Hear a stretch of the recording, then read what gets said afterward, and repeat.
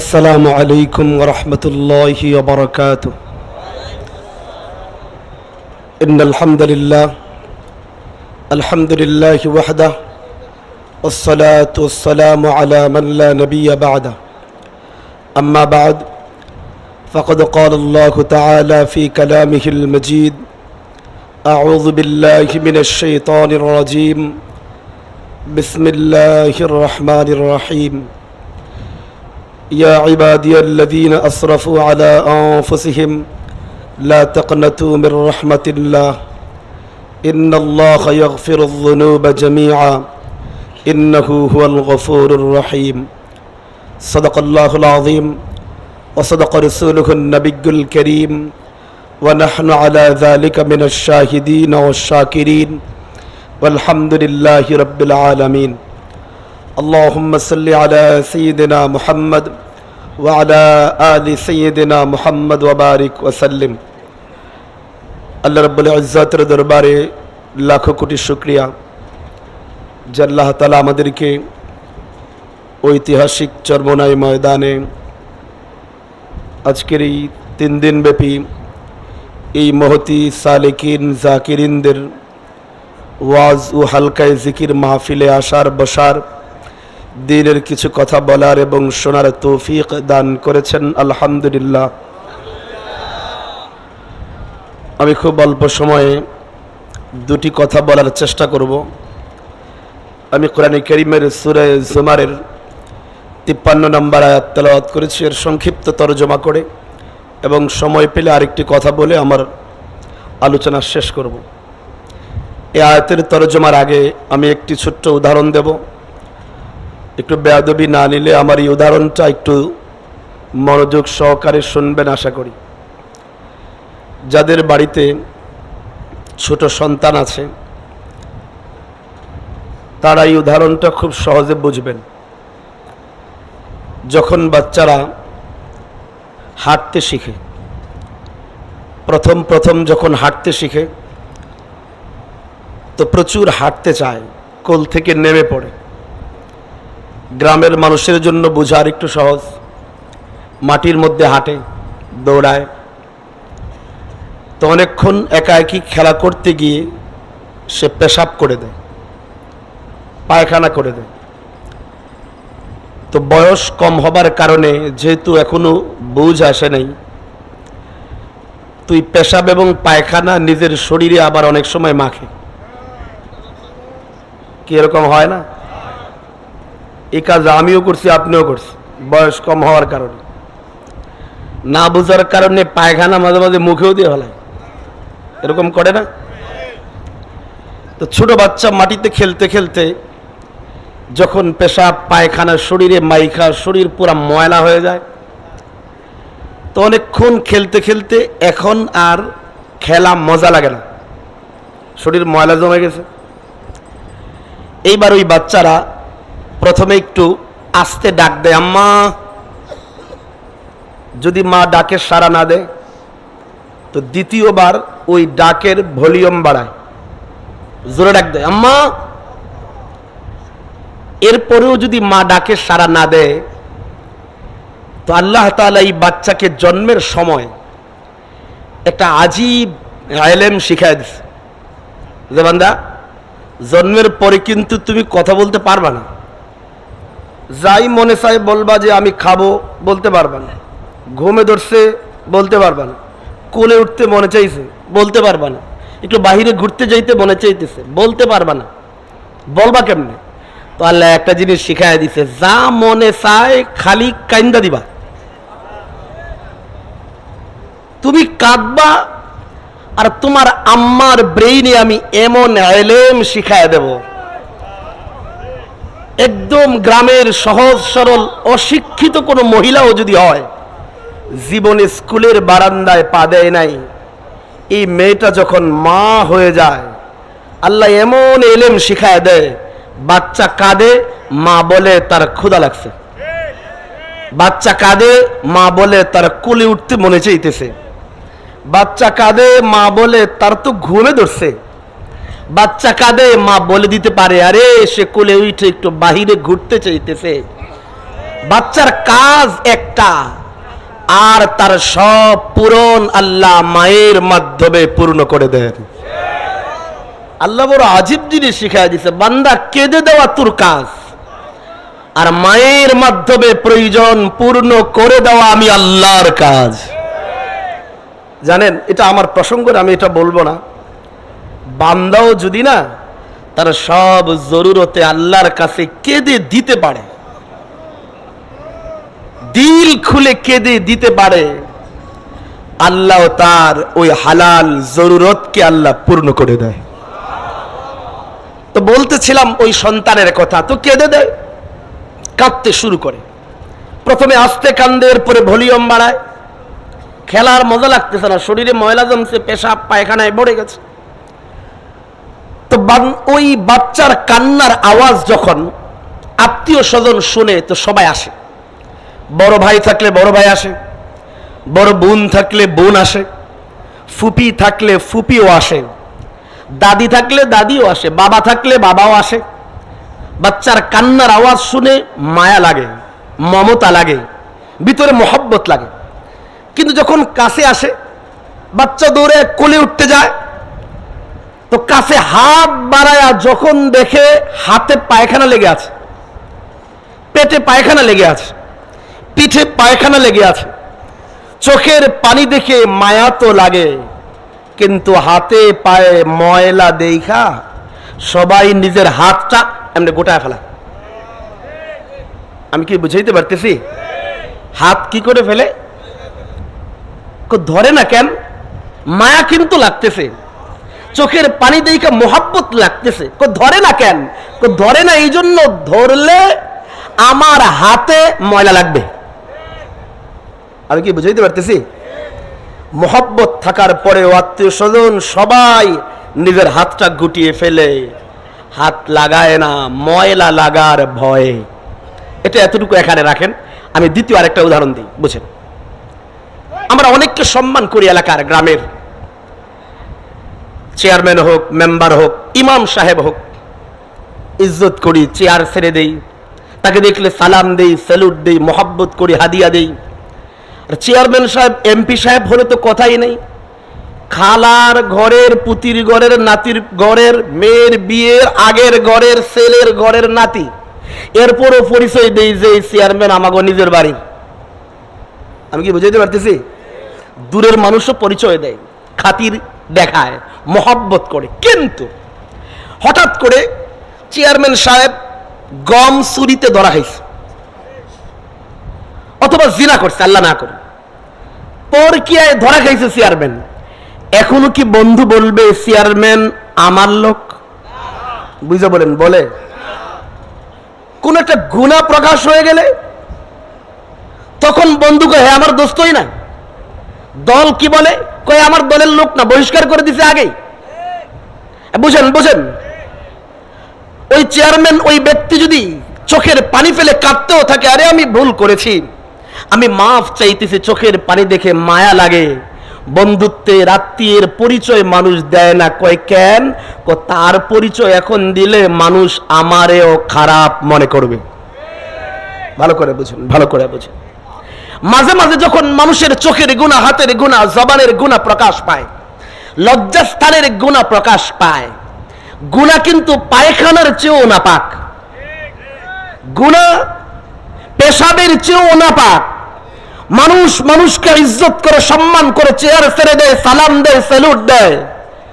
গুনাহ প্রকাশ পাইলে তার পরিচয় দেয় না, বন্ধুত্বের পরিচয় দেয় না। মাঝে মাঝে মা বলে এ তো আমার ছেলেই না, বাবা বলে ত্যায্য করে দিলাম, দল বলে বহিষ্কার করলাম, বন্ধু বলে আমার সাথে পরিচয় নাই, ভাই বলে সে আমার ভাই না, সবাই নিজের হাতটা গোটায়। আমি কি বুঝাইতে পারতেছি? কই কেন? তার পরিচয় লাগাইলে আমার শরীরেও ময়লা লাগবে, গুনাহের ময়লা, গুনাহের ময়লা। বুঝেন বুঝেন। আমরা আবার প্রথম উদাহরণে যাই। যখন বাচ্চার শরীরে ময়লা লেগে গেছে, আত্মীয় স্বজন চোখের পানি দেখা মায়া লাগে, ধরে না, কোলে নেয় না, সাফ করে না। কিন্তু ওই বাচ্চার কান্নার আওয়াজ যখন মায়ের কানে পৌঁছে যায়, আল্লাহ মায়ের অন্তরে এমন মোহাব্বতের জলোচ্ছ্বাস তৈরি করে দেয়, মা দুনিয়ার যত কাজই থাকুক সব কাজগুলোকে ফেলে রাইখা মা দৌড়ায় আসে। মা ঈশা দেখে না আমার মানিকের কত জায়গায় পায়খানা, না না, মা দেখে আমার মানিক কাঁদতেছে, আমার কলিজার টুকরার চোখ দিয়া পানি ঝরতেছে। মা চোখের পানি দেখে, মা হাতের পায়খানা দেখে না, মা পিঠের ময়লা দেখে না, মা ময়লা তাকায় না, মা চোখের পানির দিকে আগে তাকায়। মা চোখের পানি দেখা মোহাব্বতের আতিশয্যে নিজের এই দুই হাত দিয়া সন্তানকে জড়ায় ধইরা কোলে নিয়া নিজের হাত দিয়া সব ময়লা পরিষ্কার কইরা নিজের রহমতের কোলে নিয়া কপালে গালে চুমু খায়। মা ময়লা দেখে? বলেন না, ময়লা দেখে? মা কি দেখে ভাই?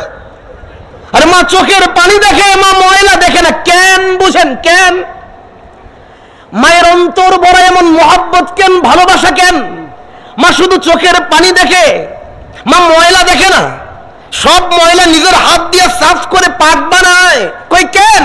করে এই সন্তান দুনিয়াতে আসার পেছনে না সবচেয়ে বেশি অবদান মায়ের। বলেন কার অবদান? যেহেতু আম্মার, তো তার অন্তর ভরা দরদ বেশি, মোহাব্বত বেশি, ভালোবাসা বেশি।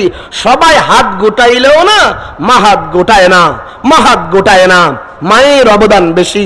এই সন্তান দুনিয়াতে আসার আগে মায়ের পেটে ছিল, পেটে থাকা অবস্থায় মায়ের খানা বন্ধ হয়ে গিয়েছিল। খানা খাইলে বমি আসতো, মায়ের রাতে ঘুম হইতো না। সন্তান দুনিয়াতে আসার সময় মা মৃত্যুর দুয়ারে পৌঁছে গিয়েছিল। এই জন্য যেহেতু অবদান বেশি, তো মায়ের দরদ বেশি, অবদান বেশি, মায়ের মহব্বত বেশি, অবদান বেশি, মায়ের ভালোবাসা বেশি।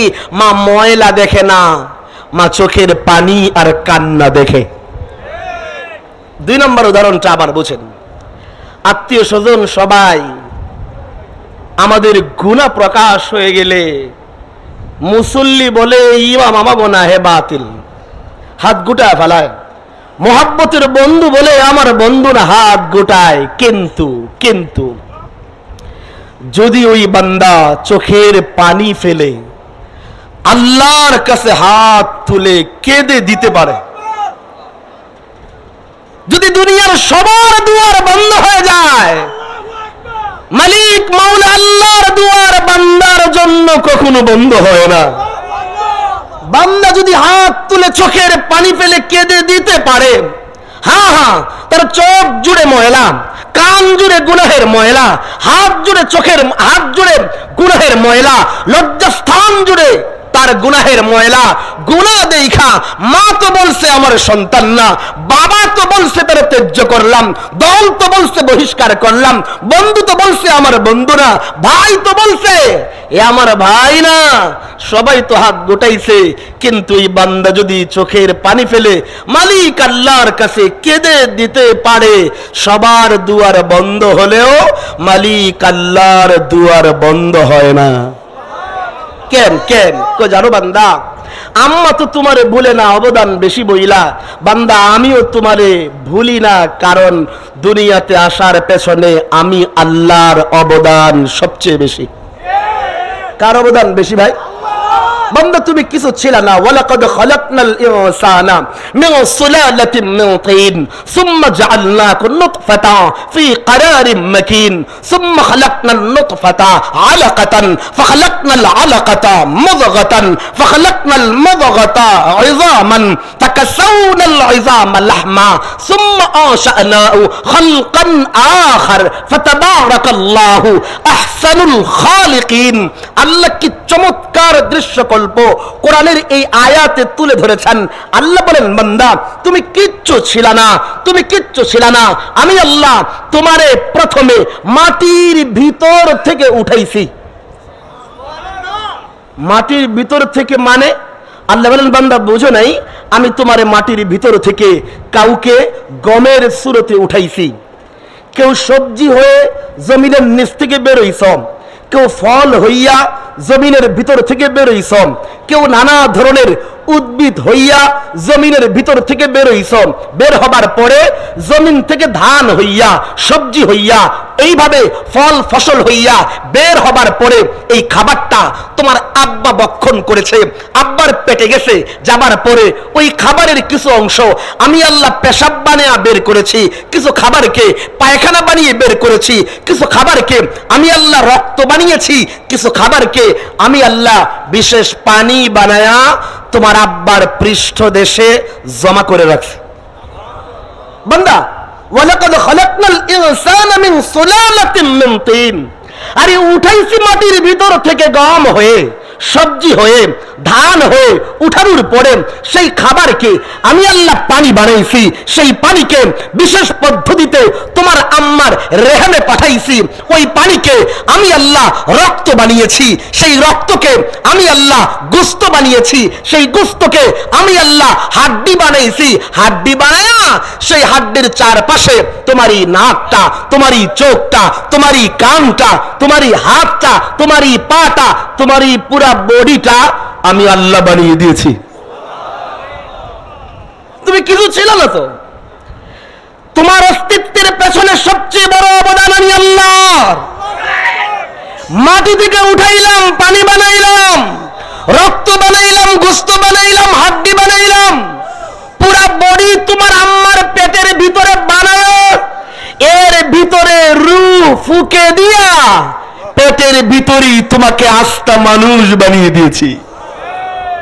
বন্ধু, অবদান তো আমি আল্লাহর। হ্যাঁ, আমি আল্লাহর। যেহেতু অবদান আল্লাহর বেশি, অবদান আল্লাহর বেশি, এই জন্য পুরা দুনিয়া যদি আপনার গুনাহ দেখা, আমার গুনাহ দেখা থুতু মারে, এইভাবে ঘৃণা করে, পুরা দুনিয়া হাত গুটায়, বাবা হাত গুটায়, মা হাত গুটায়, দল বহিষ্কার করে, ভাই ভাইয়ের পরিচয় দেয় না, বন্ধু পরিচয় ভুলে যায়, হাত গুটিয়ে ফেলে, চোখের গোনা, কানের গোনা, লজ্জাস্থানের গোনা দেখা, কিন্তু বান্দা যদি চোখের পানি ফেলে আল্লাহর কাছে মাফ চাইতে পারে, চোখের পানি ফেলতে থাকে, তো আল্লাহ বান্দার গুনাহ দেখেন না, চোখের পানি দেখেন। আল্লাহ বান্দার গুনাহ দেখেন না, চোখের পানি দেখেন।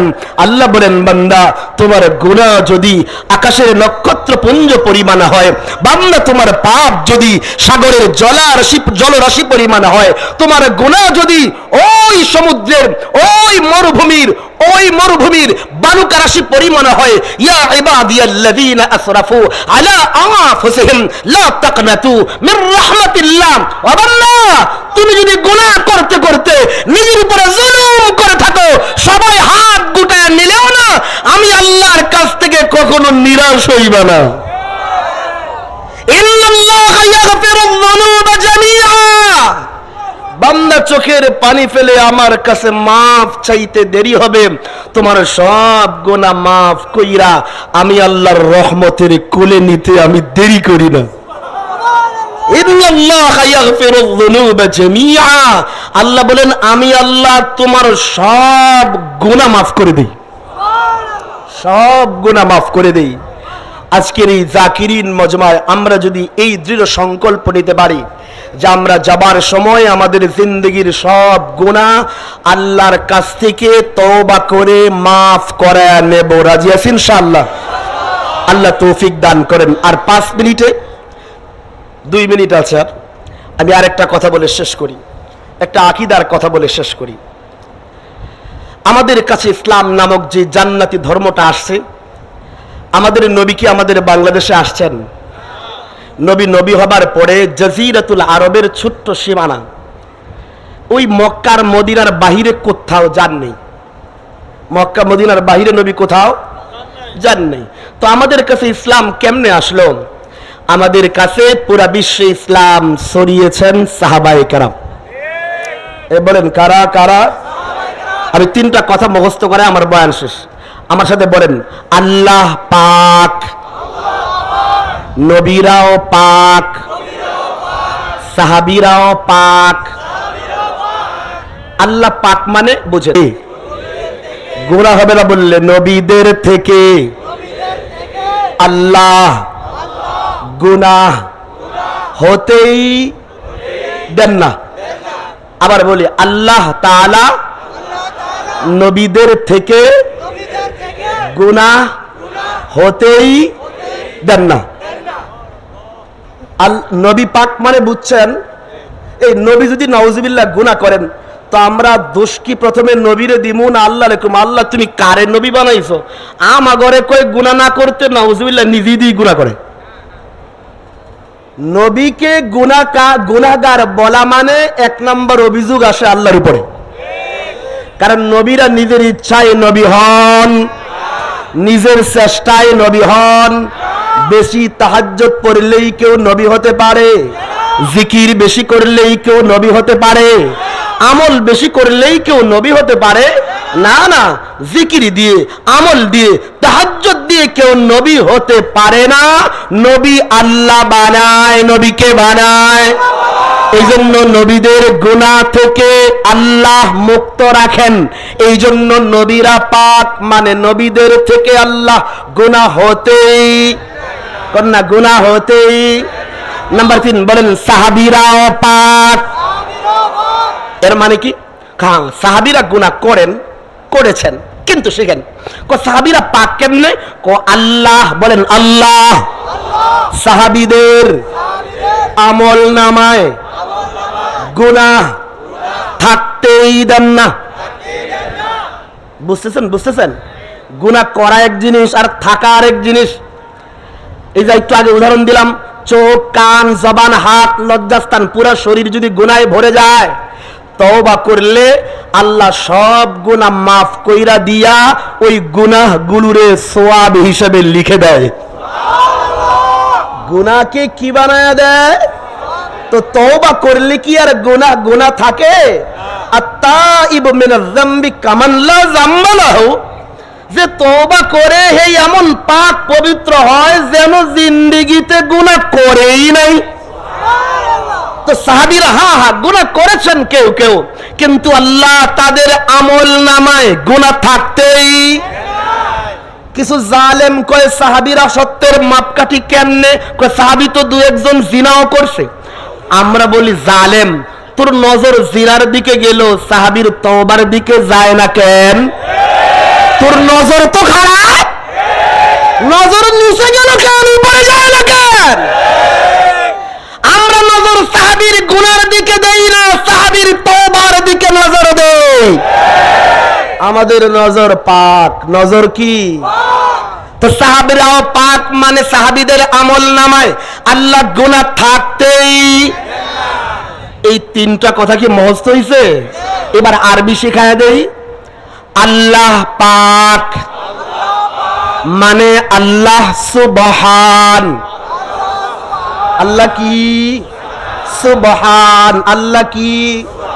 এর মানে আল্লাহ পাক, এর মানে আল্লাহ। বলেন নবীরাও পাক, মানে নবীরা মাসুম।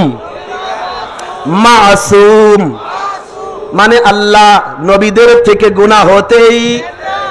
3 নাম্বার সাহাবীরাও পাক, সাহাবীদের আমল নামায় আল্লাহ গুনাহ থাকতেই। এর মানে হলো সাহাবীরা মাহফুজ। অনেক কঠিন লাগতেছে না? মাহফুজ মানে গুনাহ থাকতে আল্লাহ। আমার বয়ান শেষ। কি শিখলাম? আল্লাহ পাক, নবীও পাক, সাহাবীরাও পাক। আর পাক ব্যক্তিদের বিরুদ্ধে কোন পাক অন্তরওয়ালা কথা বলে না, নাপাক ব্যক্তিরা কথা বলে। এর মানে আমরা শিখলাম আল্লাহ পাক, নবীও পাক, সাহাবীরাও পাক। পাক ব্যক্তিদের বিরুদ্ধে পাক ব্যক্তিরা কথা বলে না, নাপাক ব্যক্তিরা কথা বলে। বোঝা গেল যে কুলাঙ্গারের জবান আল্লাহর বিরুদ্ধে উঠে এরা নাপাক। যার কলম জবান নবীর বিরুদ্ধে উঠে এরাও নাপাক। যার কলম জবান সাহাবীর বিরুদ্ধে উঠে এরাও নাপাক। আল্লাহ যেন আমাদের নাপাক না বানান, পাক পবিত্র বানান। আমিন। ওয়া আখিরু দাওয়ানা আলহামদুলিল্লাহি রাব্বিল আলামিন। আসসালামু আলাইকুম ওয়া রাহমাতুল্লাহি ওয়া বারাকাতুহু।